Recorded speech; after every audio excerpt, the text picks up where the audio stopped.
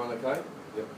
Ollie, congratulations. Fantastic news. Any consideration at all in your head to look elsewhere or be tempted by other offers?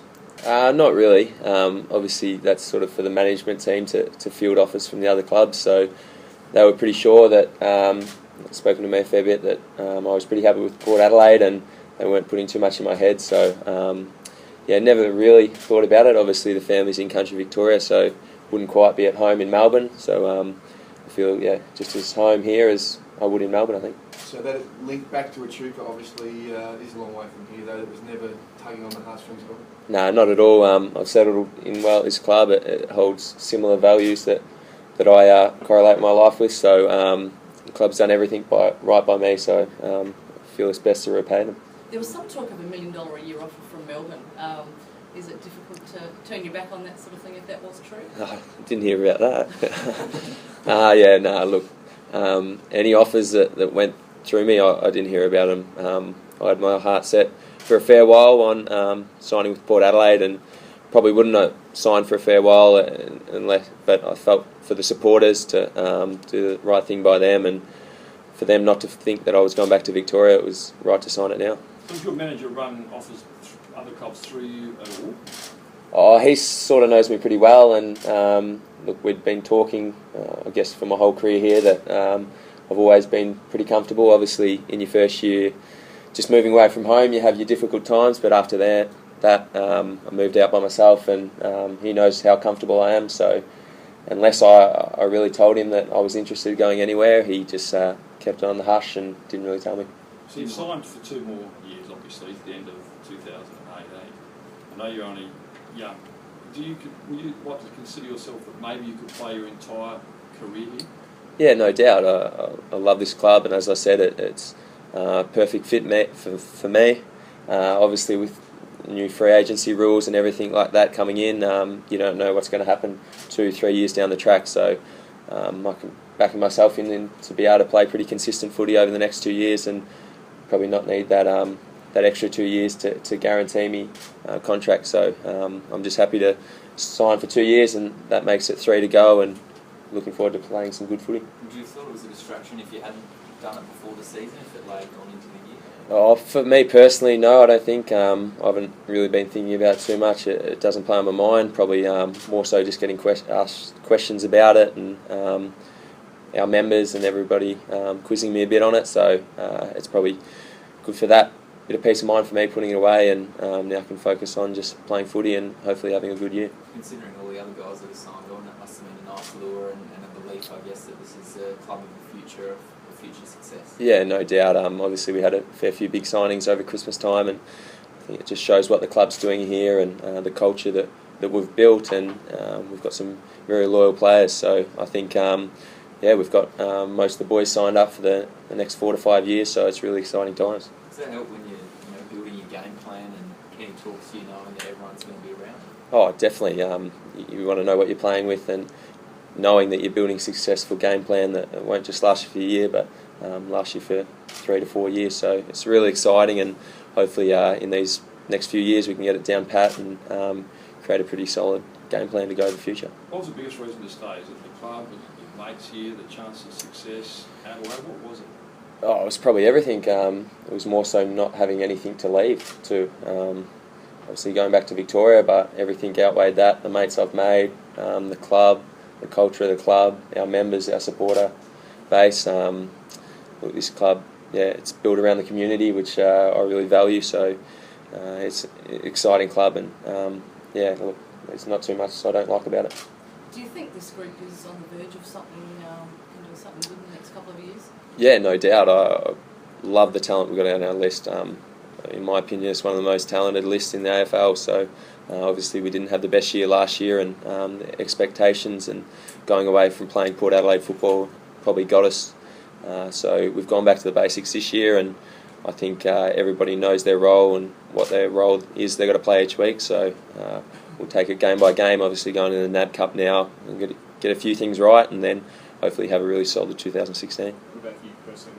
Side obviously missed you a lot last year. When you sort of see your development? Obviously it was disappointing. Missed a fair few games last year, especially when the boys weren't going too well at times. So it's hard watching on TV, but the fitness staff done everything right by me and got my shoulder 100%. So it's been another big pre-season. Got fitter and a lot stronger. So I guess I'll just slot back into the inside contest and hopefully win some of the ball. How long has it been 100% for the shoulder?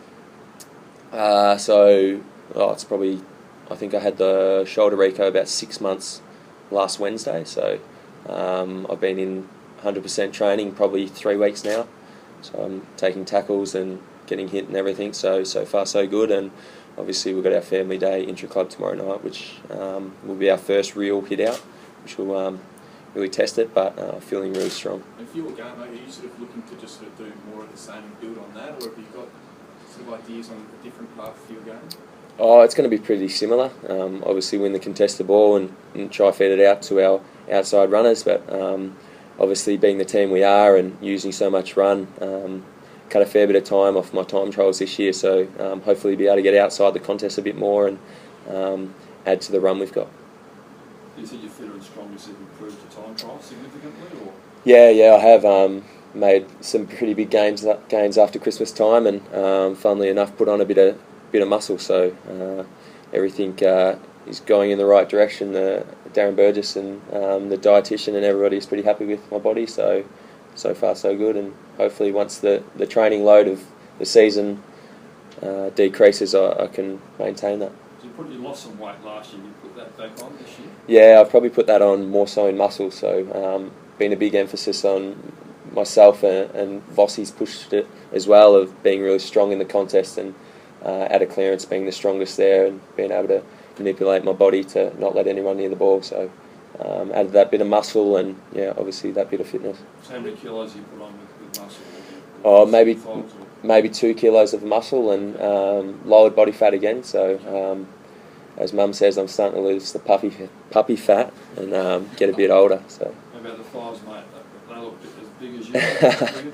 No, I think they're about the same. So there'll be plenty of strength in them this year, hopefully. But you're still so strong in the contest, but also the ability to run more. Is that the next step? Yeah, definitely. And going to improve on? I guess as the interchange cap comes in this year, I think it's to 80. So I'm fairly high rotated player each game, so that's going to have to decrease, and I'm going to have to run more. So we'll test it over the pre-season and fine-tune it for the season. Well, this time last year you were talking about wanting to play more of the outside stuff. You pale that back, because I guess just to focus in on what you're really good at, rather than try to mix two games together. I guess you got to improve what you're good at, but you got to look at your deficiencies and where you can improve. So obviously the insider contest is where I'm good at, and I've got to improve on the outside. So you can still work on the inside and then get to the outside and the wing. So for my first bit of rehab where I had to wear a pink hat, I was no contact. I played a lot of time on a wing, and I guess learn a bit about that position, and that'll help me, I guess, coming out of a contest. So what are your personal aims for this season? For once, for the first few games, just make sure my shoulder's 100% throughout the NAB Cup, understand my role during a game, and obviously just take it week by week, try and play my role for the team, and hopefully we get the result. You know, when you get drafted, or draftees always get asked, what player do you see yourself as? Is that, if you look ahead to the next couple of years, has that changed at all? Have you sort of got a different mould in mind for who you'd like to be? Yeah, definitely. I love the way how Paddy Dangerfield goes about it. I don't think I'll ever be as quick as him. I think I've got the power to be able to get out of the stoppage, perhaps not the quickness, but I love the way how he plays. He also gets the ball around the ground and is able to move, so he's someone I watch a bit now and sort of try and model my game a little bit on. How's it? Who did you pick up when you got drafted? Who was it? Probably would have been a Joe Watson, I think.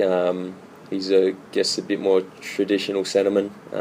Does his work on the inside of the stoppage, doesn't do too much around the ground. So Paddy Dangerfield's a pretty damaging player and can hit the scoreboard. So hopefully I can sort of take bits of his game out and use it on myself.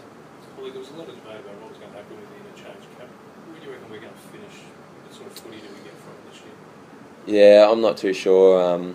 Look, personally, I'm not the biggest fan of it. I love having unlimited interchanges. I think the purpose is to try and speed up the game, but I don't see any reason why the game wouldn't be quick with unlimited rotations, everyone staying fresh and being able to run. So it's interesting the AFL's brought that in, and I'm looking forward to how it goes this year. Do you think there'll be less contesting? Stoppages in that sense? No, I don't think so. I think there'll probably be a few more stoppages. Everyone will be more tired, and look, coaches will probably be encouraging players to try hold the ball into stoppage and get repeat stoppages. So, Again, we make a rule that then gets the opposite result to what we intend. yeah, well, obviously they've made it for a purpose, and it'll be interesting to see if that comes to fruition. Thanks, Ollie. Thanks, guys. Thanks, guys.